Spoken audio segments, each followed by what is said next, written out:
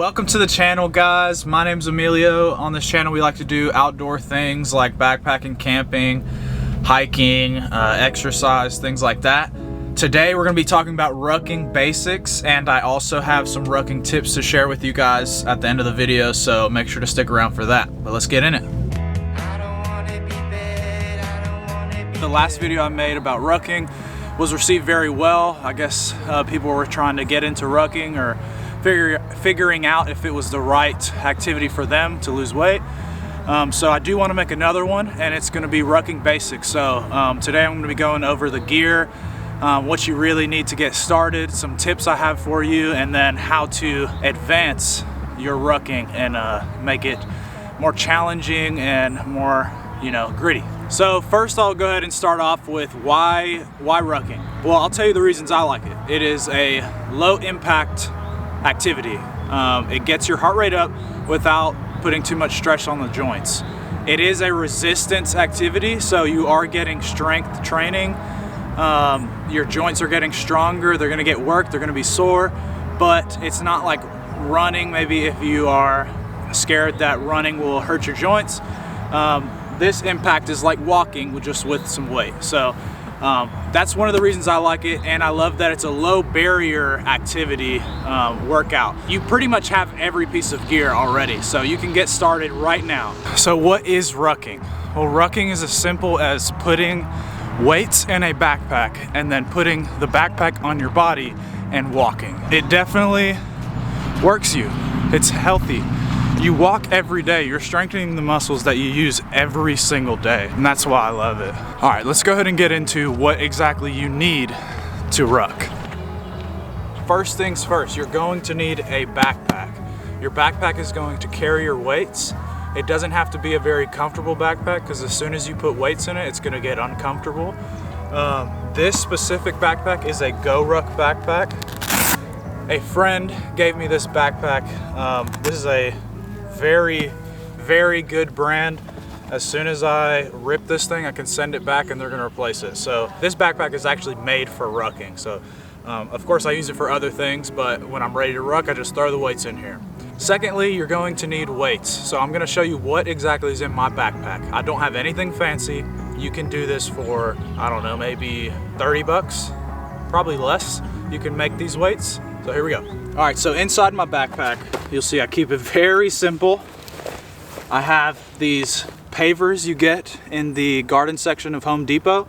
So I just took some duct tape and wrapped it around it to keep it safe from my bag so it didn't rip anything. This specific paver is 14 pounds. You can check the weight on each little price tag in the store. I also have 4 of these little regular brick sized pavers. So this is 4 pounds each. I have 2 of these. In total, I have about 45 pounds-ish every time I want to ruck, and I throw all my weights in there. So I also carry a first aid kit with me pretty much everywhere I go. I'm trying to get in the habit of doing so. I'm brushing up on my YouTube first aid, so I might be able to save a life here soon. But yeah, ideally you would want a rucking plate. They sell those. They are more expensive, but I'll show you exactly where they fit. In this backpack, they fit right in this sleeve right here, so that way it doesn't move around like you kind of see my bag does. If you don't want to go buy pavers, I've actually had people comment on the last video I made that they didn't even think of pavers, but they've been using packs of beer and just random weight that's in their house. So you don't need pavers. The last item that you need to start rucking that you most likely have, unless you are an absolute minimalist, is shoes. So I'm gonna take mine off. I love that they have a wide toe box and pretty minimal. There's 0 drop. Research those things if you are interested in it. I highly recommend it, but these are the shoes I recommend. You can use any shoes you got.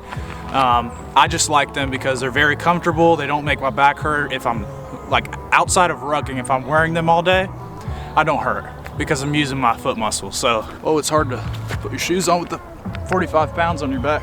Next, let's talk about rucking form. First and foremost with rucking, you want to make sure your shoulders are back and down, okay? You want to make sure you have an upright posture. When you put weight in a backpack, it does this naturally. That's why rucking is so good for your body. That's one of the benefits. Making sure your backpack is above your hip crease is going to help with your form, especially when you get into running with weights on your back. You want to make sure that you pull your backpack straps to where your backpack is right above that hip crease, okay? That's gonna help with your form. Make sure you are conscious that your core is engaged. Keep it tight. That's gonna help stabilize your lower back muscles and just everything in general. Next, a very important one is you wanna pay attention to your foot strike. Be very conscious of it.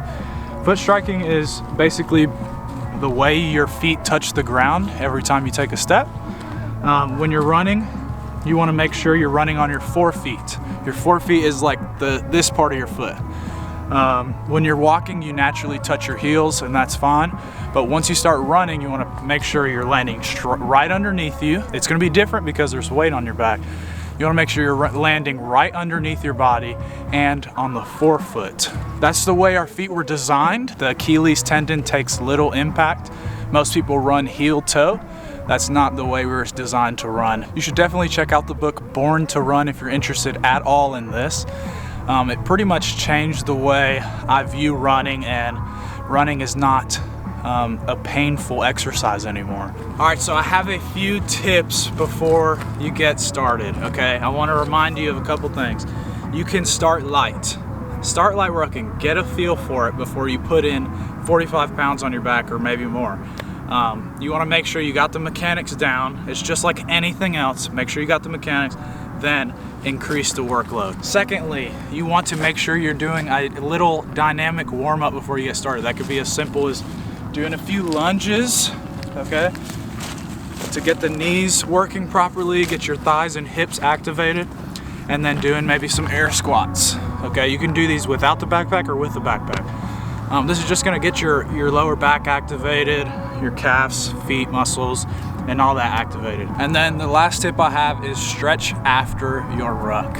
You might not feel like you need it, but stretching is always a very good thing. You wanna do it once your muscles are warmed up so you don't hurt anything. It's just gonna make you feel better. Even if you do like something for 3 minutes. Stretch your hamstrings. That's a big one for me. Hamstrings are attached to a lot of lower back problems. Your IT band is also, so just do like 3-minute stretch. It's going to help you so much and you'll feel it. Lastly, I wanted to provide some ways you can increase the difficulty of rucking once you've gotten the basics down, once you feel like you want to advance a little, be more elite, you can increase the difficulty. So one of the ways you can do that is go to a trail. Instead of doing it on the road, go to a trail and hike with 45 pounds on your back. It's gonna feel great. Your shoulders are gonna start getting tired, but it's gonna be great exercise. Secondly, you can start running. Once you start running, it introduces a lot of other muscles and it feels really good. Like you feel like a grunt just working, and it feels great.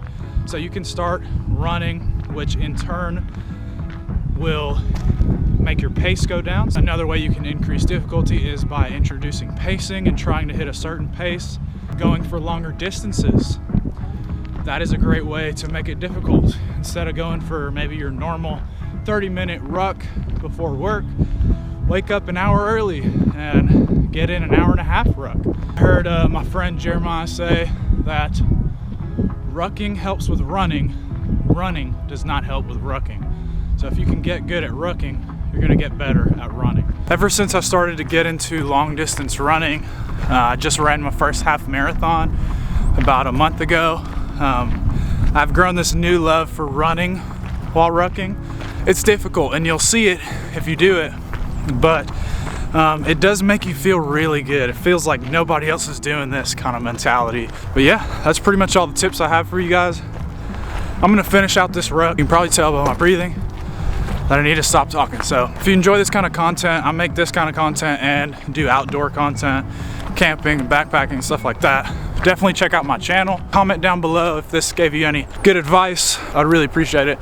And subscribe if you like it. So thanks.